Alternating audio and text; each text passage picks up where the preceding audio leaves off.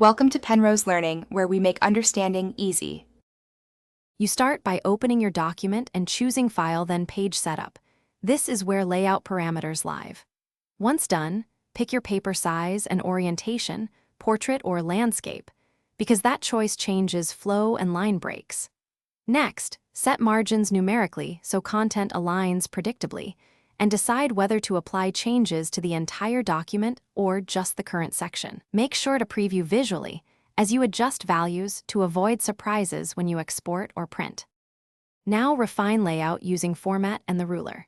You can switch to multiple columns to create newsletters or side-by-side content, choose Format right arrow columns, and test 1 through 3.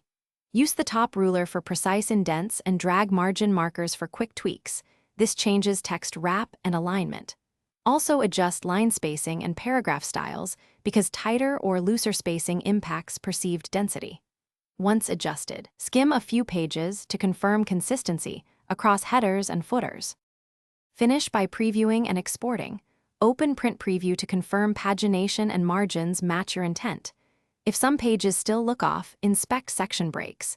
Misplaced breaks often preserve old layout settings. Delete or reinsert them to unify layout.